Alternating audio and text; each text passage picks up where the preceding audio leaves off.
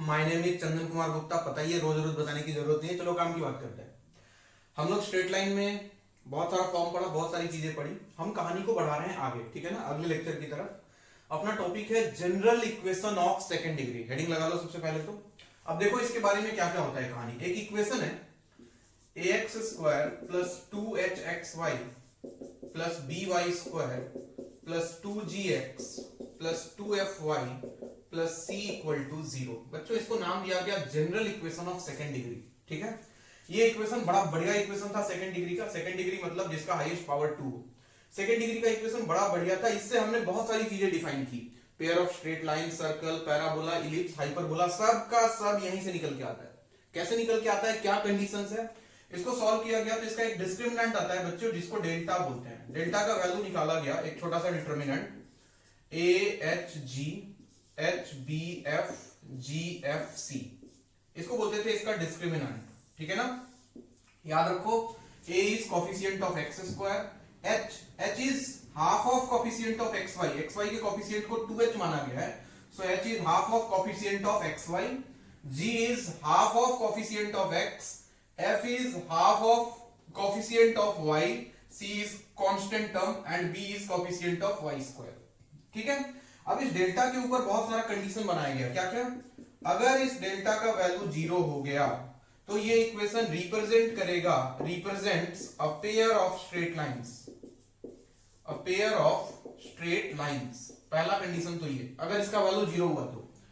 उसके बाद आता है अगर इस डेल्टा का वैल्यू 0 नहीं आया, नॉन जीरो निकल के आया, यानी कि अगर इस डिटरमिनेंट का वैल्यू तुमने निकाला और उसका वैल्यू अगर तुमको नॉन जीरो मिल गया, तो ये बच्चों किसी कोनिक सेक्शन को रिप्रेजेंट करेगा जिसके अंदर सर्कल, पैराबोला, इलिप्स, हाइपरबोला सारे आएंगे।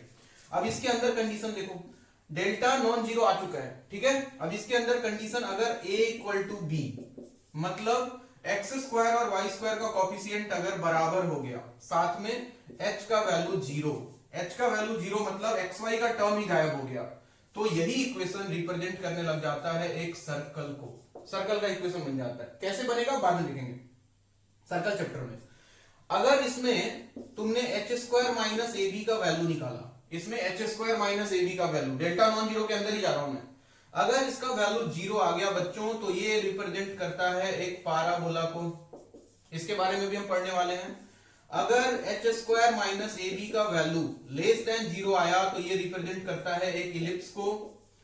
और अगर एच स्क्वायर माइनस ए बी का वैल्यू ग्रेटर देन 0 आया तो ये रिप्रेजेंट करता है एक हाइपरबोला को।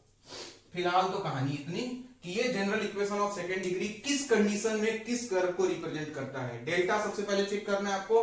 अगर डेल्टा 0 आ गया तो एक पेयर ऑफ स्ट्रेट लाइन है, काम खत्म, यानी कि दो लाइन का इक्वेशन, कॉम्बाइंड इक्वेशन। अगर डेल्टा का वैल्यू नॉन जीरो आया तो ये सारे केसेस, उसमें अगर a equal to B, H का वैल्यू 0 तो सर्कल, एच स्क्वायर माइनस ए बी का वैल्यू 0 तो पैराबोला, एच स्क्वायर माइनस ए बी लेस देन 0 तो इलिप्स, एच स्क्वायर माइनस ए बी ग्रेटर देन 0 तो हाइपरबोला। पॉज करो और नोट करो ये conditions. General equation of second degree किस कंडीशन में किसको रिप्रेजेंट करता है। जैसे सबसे पहले एक छोटा सा सवाल उठा लूं मैं, छोटा सा सवाल।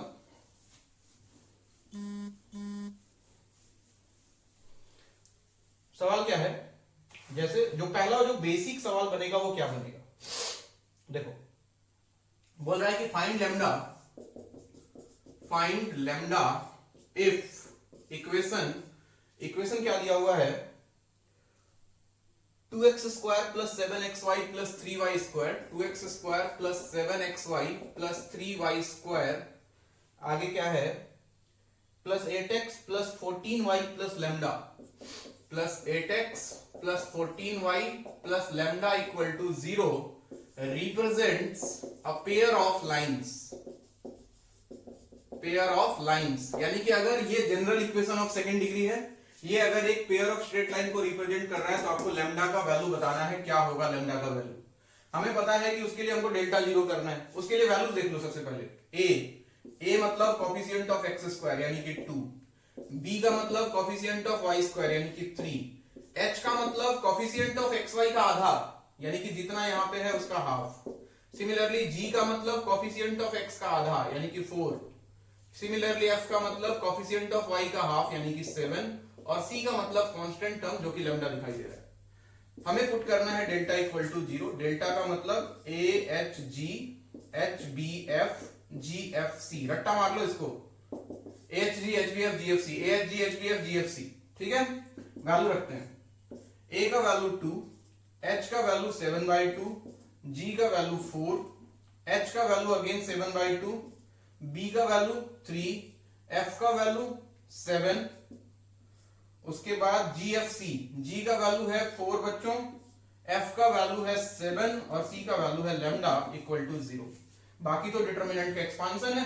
आई होप कि तुमको आता है। फर्स्ट रो के अलावा एक्सपांड करता हूं, 2 इंटू ये कॉलम गया, ये रो गया, 3 लैम्डा माइनस 49, 3 लैम्डा माइनस 49, अगले के साथ माइनस 7/2 इंटू ये गया, ये गया, ये गया, ये गया, 7 lambda by 2 minus 28, 7 lambda by 2 minus 28, और फिर आएगा प्लस 4 इंटू ये कॉलम गया, ये रो गया, 49/2 माइनस 12, 49/2 माइनस 12 इक्वल टू 0। बाकी तो इसको सॉल्व करना है भाई। देखो ये हो गया 6 लैम्डा माइनस 98, इसके साथ मल्टीप्लाई करो तो माइनस 49 लैम्डा बाई 4, उसके बाद माइनस माइनस प्लस हो जाएगा, 2 से जाएगा 14, 14 इंटू 7 98, यहां पे देखो 2 से गया 2 तो प्लस कितना हो गया, ये भी 98, और माइनस 12 इंटू 4 हो गया 48 इक्वल टू 0। ठीक है, आप देखोगे एक 98 खत्म हो गया। ठीक है, आपके पास क्या बचा, यहां पे कर रहा हूं, आपके पास बचा है 6 लैम्डा माइनस 49 लैम्डा बाई 4, ये दोनों टर्म है। यहां से अगर 4 एलसीएम ले लें तो 24 लैम्डा माइनस 49 लैम्डा, यानी कि माइनस 25 लैम्डा डिवाइडेड बाई 4, ये बच जाएगा। सही है, और 98 माइनस 48 कितना होता है बच्चों, 50, तो ये बचेगा प्लस 50 इक्वल टू 0, यानी कि अगर इसको आरएचएस भेजूं तो 25 लैम्डा बाई 4 इक्वल टू 50, 25 से गया 2 और 4 को उधर भेज दूं तो लैम्डा का वैल्यू 8, यानी कि अगर इस इक्वेशन में लैम्डा का वैल्यू 8 ले लिया जाए तो ये इक्वेशन जो है एक general equation of pair of straight lines को रिप्रेजेंट करेगा। ये जो general equation of second degree है, it will represent a pair of straight lines. ठीक है बात, कुछ नहीं करना होता है, डेल्टा इक्वल टू 0 करना होता है। पॉज करो, नोट करो।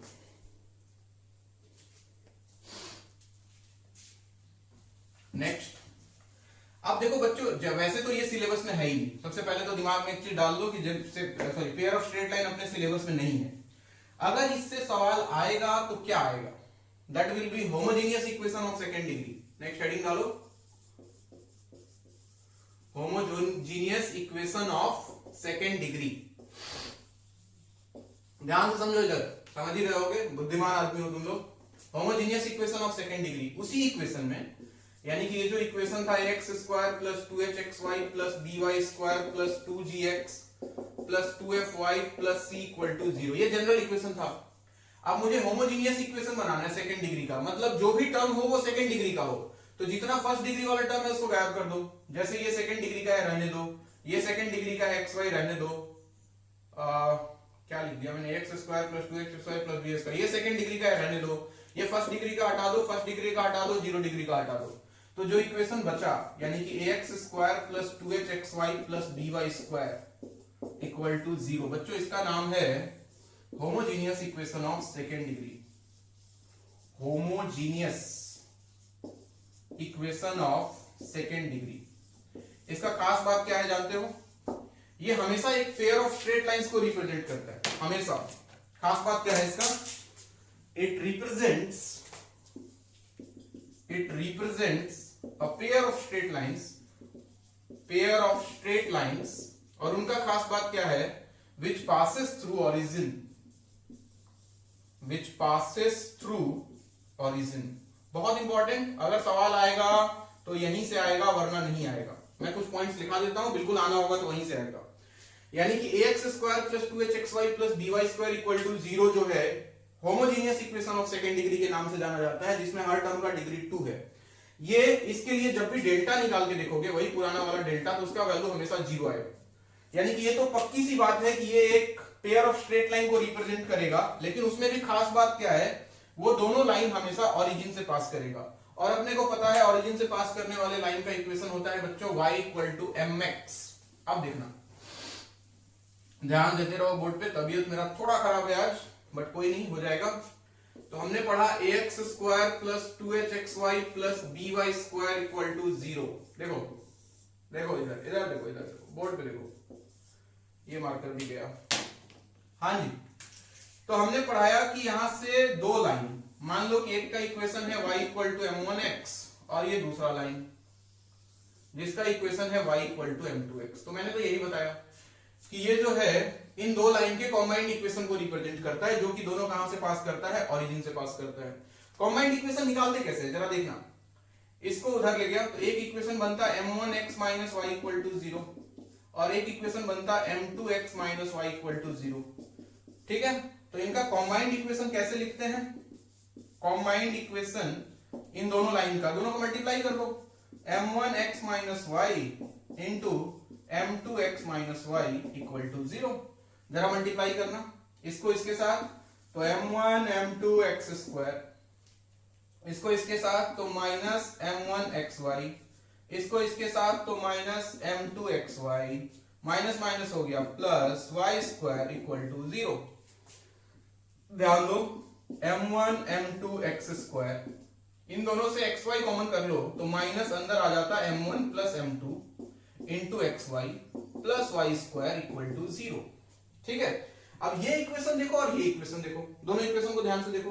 ये इक्वेशन में अगर y स्क्वायर का कोफिशिएंट यहां देखो 1 है, तो यहां सबको b से डिवाइड कर देता हूं, तो ये इक्वेशन बन जाता a by B X square plus 2h by B into X Y plus Y square equal to 0। इक्वेशन 1 और ये इक्वेशन 2, दोनों सेम लाइन का इक्वेशन है, तो कंपेयर कर दिया। कंपेयरिंग 1 एंड 2, कंपेयरिंग 1 एंड 2, तो क्या मिलता हमें? यहां x स्क्वायर का कोफिशिएंट m1 m2 है, तो m1 m2 का वैल्यू बराबर होना चाहिए था a बाई बी के, और यहाँ xy का coefficient minus of m1 plus m2 है, और यहाँ पे xy 2h बाई बी है, यानी कि minus of m1 plus m2 must be equal to 2h by B, और यहाँ से m1 प्लस m2 निकल के आ जाता माइनस 2h बाई बी। दो बहुत इंपॉर्टेंट फॉर्मूले, कभी भी homogeneous equation of second degree अगर दो लाइन को रिप्रेजेंट करे जो कि ओरिजिन से पास कर रहा है और जिनका स्लोप जो है वो m1 और m2 है, तो उनका सम ऑफ स्लोप्स जो होता है वो माइनस 2h बाई बी के बराबर, और उनका प्रोडक्ट ऑफ स्लोप जो होता है वो a बाई बी के बराबर है। ठीक है, बात पॉज करो, नोट करो, इसके आगे का कहानी अभी बाकी है। Pause and note. अब देखो कहानी में क्या आया, अभी इससे हम थोड़ा और सारी चीजें डिराइव कर लेते हैं। हाँ जी, हम यहां तक पहुंच चुके हैं। अगर ये इक्वेशन दिया रहे तो ये चीज पता लग गया, m1 इसका स्लोप m2 इसका स्लोप। अब देखो, कोई बोले कि इसके बीच का एंगल थीटा है, बोलने दो, ध्यान दो जरा।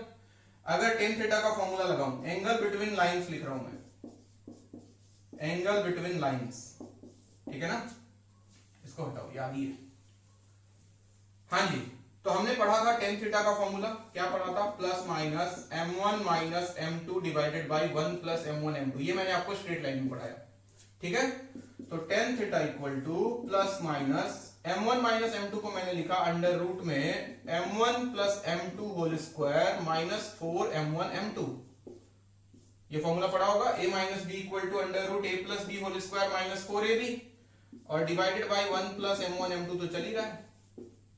वहां पे जो m1 प्लस m2 और m1 m2 का वैल्यू निकाला था वो उठा के यहां रख देता हूं, तो मुझे मिलने वाला था tan theta equal to plus minus under root में m1 प्लस m2 का वैल्यू था minus 2h by B, whole square कर दूं तो 4h square divided by B square, minus 4 into m1 m2 is a by B, तो 4a by B divided by 1 plus m1 m2 यानी कि a by B. यहां से B square LCM लूंगा, B बाहर आएगा, यहां से बी एलसीएम लूंगा और बी बी कैंसिल, तो टेन थीटा का वैल्यू बच्चों आ जाएगा प्लस माइनस, ये 4 भी बाहर आके 2 बन जाएगा, अंडर रूट में आने वाला था h स्क्वायर माइनस एलसीएम लेने के बाद होता A B divided by A plus B. Again दूसरा बहुत important formula, angle between the lines is tan theta equal to plus minus 2 under root h square minus A B divided by A plus B. ठीक, इसमें खास बात क्या है? इसमें खास बात यह है, इस इक्वेशन को ध्यान से देखो, अगर बोलता कि थीटा इक्वल टू 90 डिग्री, यानी कि lines are perpendicular, lines are perpendicular, ध्यान दो, थीटा 90 रखूं तो 10 90 इंफिनिटी, इसको उधर भेजता, ठीक है, यानी कि इसको उधर भेजता तो ये इधर आ जाता, यानी कि a plus b equal to क्या हो जाता, plus minus 2 under root h square minus A B divided by infinity और समथिंग बाई इंफिनिटी 0, यानी कि a plus b equal to 0 आना चाहिए।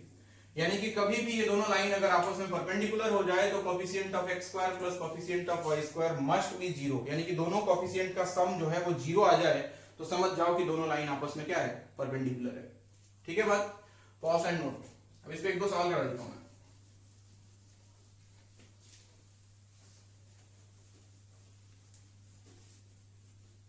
जैसे देखो एक सवाल ले लेता हूं मैं,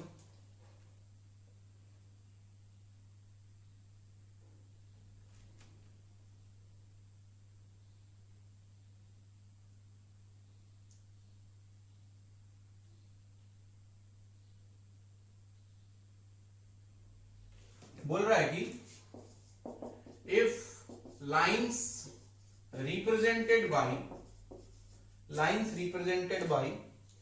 ax square plus 5xy plus 2y square equal to 0 are perpendicular, find किसका वैल्यू, अननोन क्या दिख रहा है, a, ये सवाल है। बोला कि इसमें जो दो लाइन है अगर वो दोनों परपेंडिकुलर है तो a का वैल्यू निकालो। हमें पता है अगर लाइन परपेंडिकुलर तो a plus b equal to 0, यानी कि a प्लस 2 इक्वल टू 0, यानी कि a का वैल्यू -2 होगा। बहुत सिंपल सवाल। और देखो एक सवाल और उठाऊं मैं,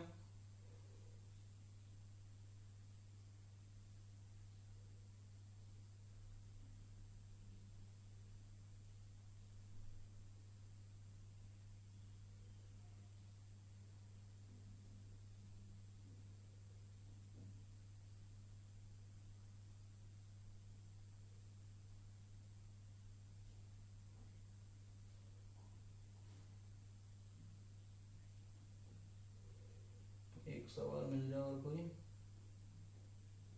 ये सवाल देखो, इसको मिटाता हूं। बोल रहा है if sum of slopes of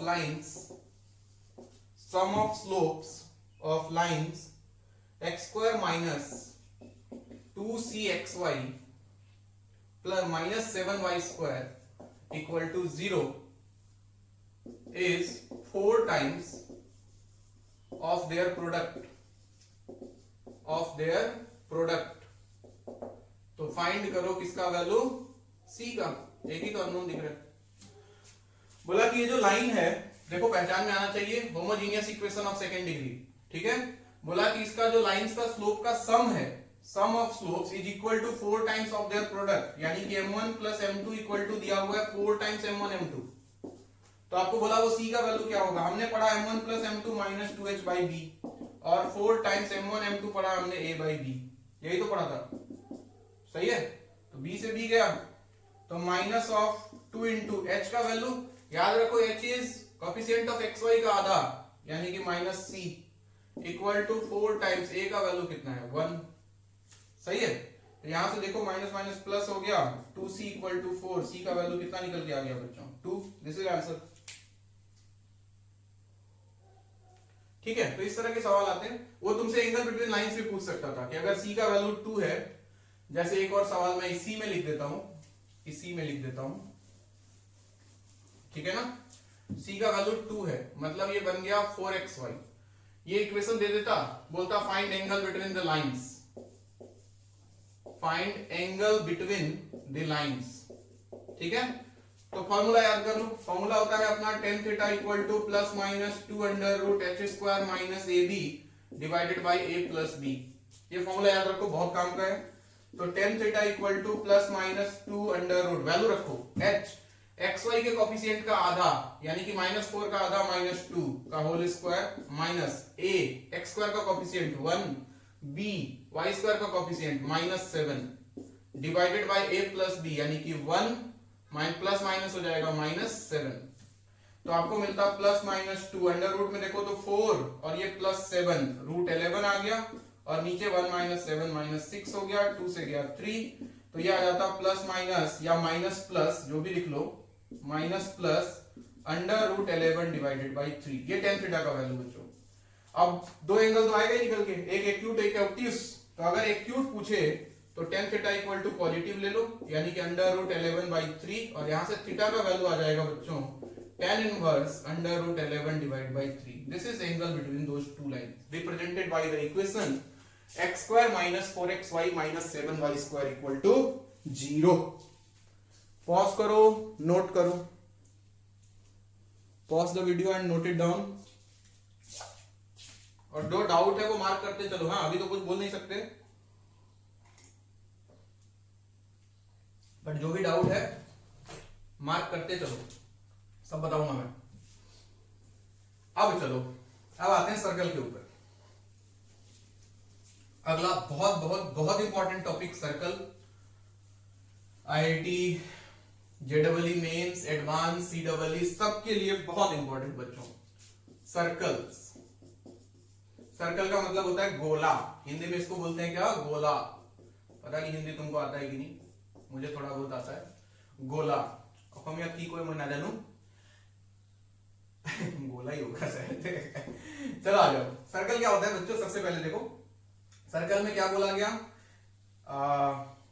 एक पॉइंट का लोकस। इसको देसी डेफिनेशन में अगर मैं तुमको समझाऊं, देसी डेफिनेशन में, तो एक कुत्ता पकड़ो, डॉग, ठीक है ना, डॉग।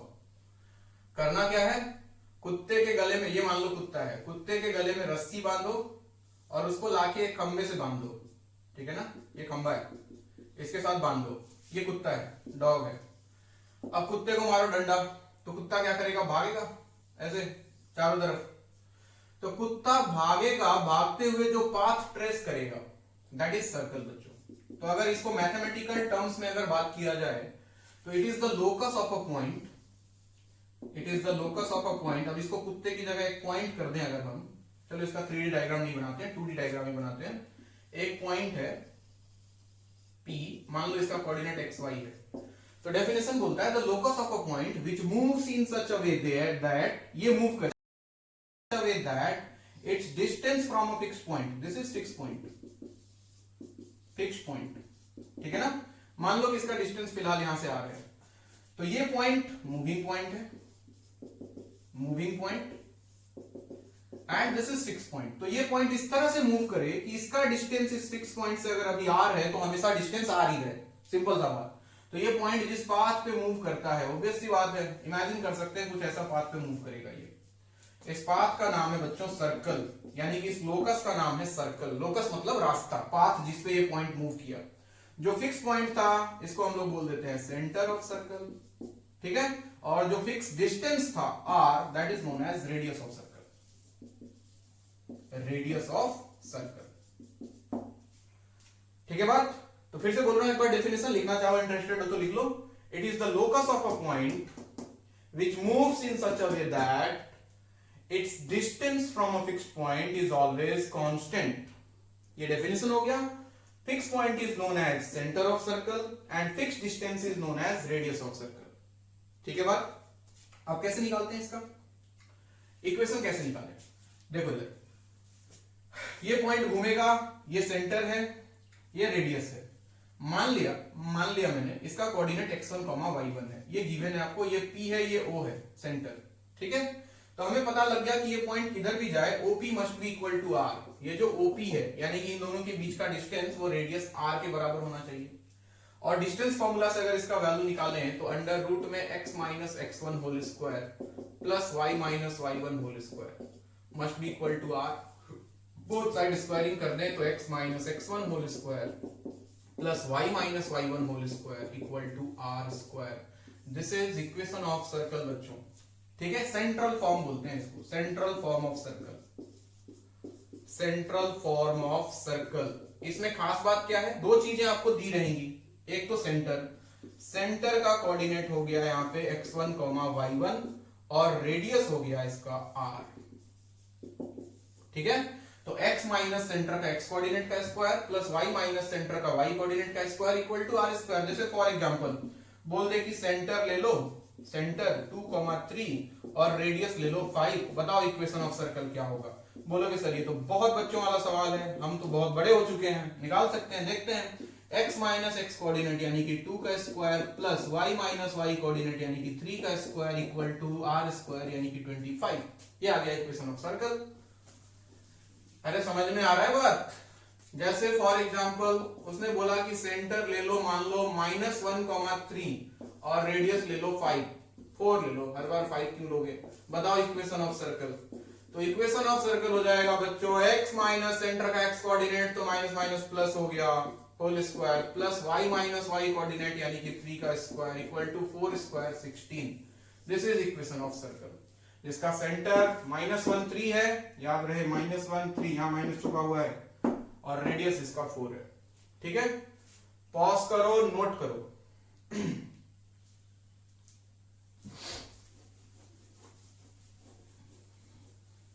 अब देखो क्या देखें सर, इसमें स्पेशल केस क्या है? स्पेशल केस ये है कि x minus x1 whole square plus y minus y1 whole square equal to r square में अगर सेंटर 0 0 हो जाए, x1 y1 का वैल्यू 0 हो जाए तो इक्वेशन ऑफ सर्कल क्या आता है? बहुत स्टैंडर्ड इक्वेशन है ये, x square plus Y square equal to r square. इसको आपने जरूर जरूर जरूर देखा होगा कहीं ना कहीं आज तक। यानी कि एक सर्कल जिसका सेंटर ओरिजिन है और जिसका रेडियस आर है बच्चों, आर, ये सर्कल है। ठीक है, जैसे for example x square plus Y square equal to 16, x square plus Y square equal to 9, x square plus Y square equal to 25। ये सारे उसी सर्कल के एग्जांपल है जिसका सेंटर तो ओरिजिन है, यानी कि कॉन्सेंट्रिक भी बोल सकते हो इनको। सेंटर ओरिजिन है, एक का रेडियस देखो 3 है, 3 यानी कि पहला सर्कल ये है। एक का रेडियस 4 है तो दूसरा सर्कल ये है, और एक का रेडियस 5 है बच्चों तो तीसरा सर्कल ये है। ये 3 रेडियस, ये 4 वाला रेडियस वाला है, ये 5 वाला रेडियस वाला है। तो ये सारे के सारे सर्कल क्या है? कॉन्सेंट्रिक सर्कल्स हैं जिसका सेंटर तो सेम है, बस रेडियस वेरी कर रहा है। तो x square plus Y square equal to r square. ठीक है बात? पॉज करो वीडियो को, नोट करो।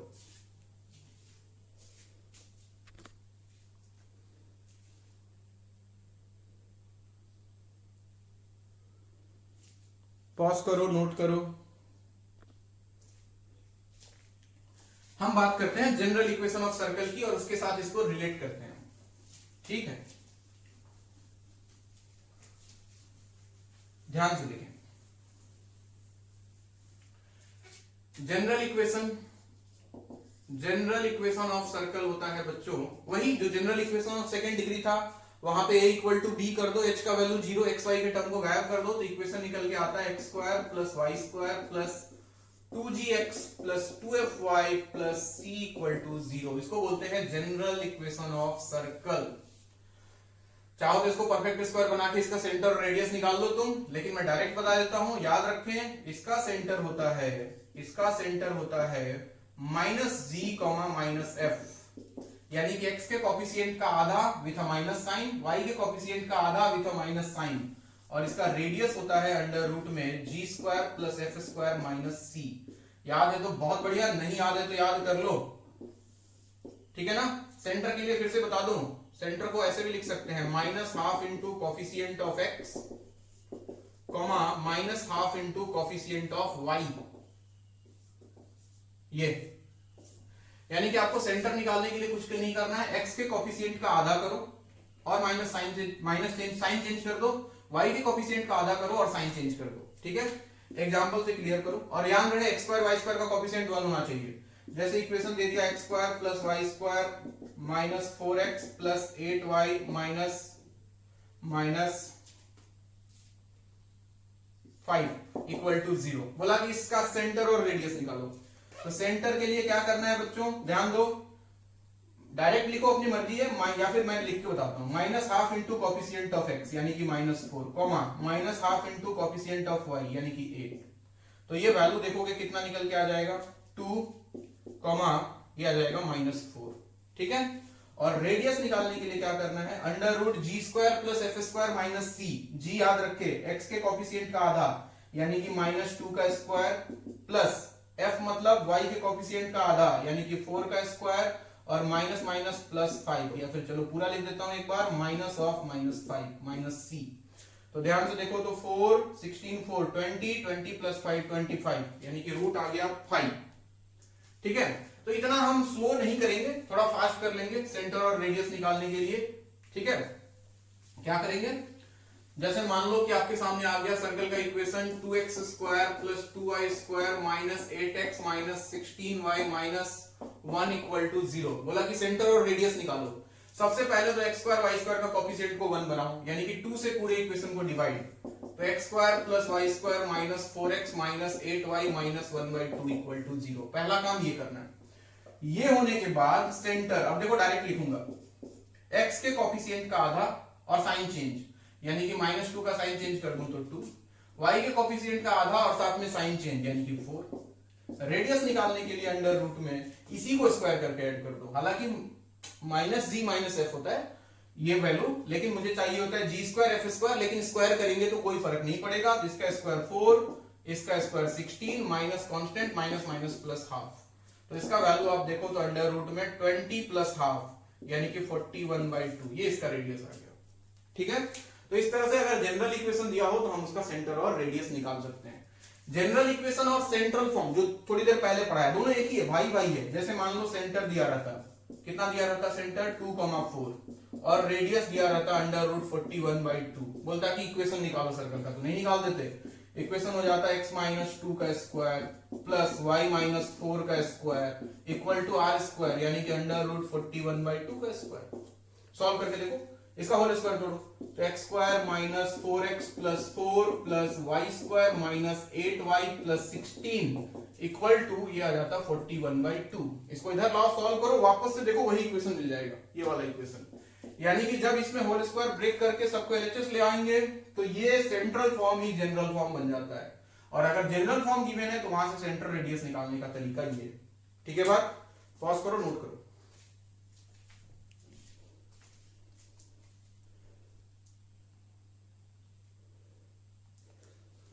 तो इस तरह से हम किसी भी इक्वेशन का सेंटर और रेडियस निकाल सकते हैं। ठीक है ना, बोलो तो एक और एग्जांपल करा देता हूं, हालांकि जरूरत तो नहीं है, फिर भी मान लो इक्वेशन आ गया 3x square plus 3y square minus 6x plus 12y minus 18 equal to 0। बोला कि सर्कल का सेंटर और रेडियस बताओ। सबसे पहले 3 से डिवाइड, तो x square plus y square minus 2x plus 4y minus 6 equal to 0, पहला काम। अब सेंटर के लिए x का कोफिशिएंट का आधा और साइन चेंज तो ये 1 बन जाएगा, y का कोफिशिएंट का आधा और साइन चेंज तो ये -2 बन जाएगा, और रेडियस के लिए इन दोनों का स्क्वायर का सम यानी कि 1 प्लस 4 माइनस माइनस 6 तो माइनस माइनस प्लस 6 यानी कि under root 11 is the radius. ठीक है बात, यहां तक इसको नोट करो। आज के लिए इतना ही। नेक्स्ट क्लास में हम इसके आगे सर्कल का और भी बहुत सारा डिफरेंट फॉर्म है। सर्कल थोड़ा बड़ा चैप्टर है तो थोड़ा प्यार से पढ़ेंगे, बिल्कुल कॉन्सेप्चुअली पढ़ेंगे। ठीक है ना, एकदम टेंशन मत लो, सॉल्व करो और जो डाउट हो मार्क करके रखो और पूछ लो मुझसे। ठीक है, कमेंट सेक्शन में पूछ लो या फिर डायरेक्ट नंबर दिया ही है तुमको, वहां पे मैसेज कर लो। फिर से लिख देता हूं, ये व्हाट्सएप नंबर है मेरा। ठीक है, यहाँ पे आप लोग मुझे कांटेक्ट कर सकते हो। ठीक है बात, ओके, नोट कर लो इसको पॉज करके। And thank you for today.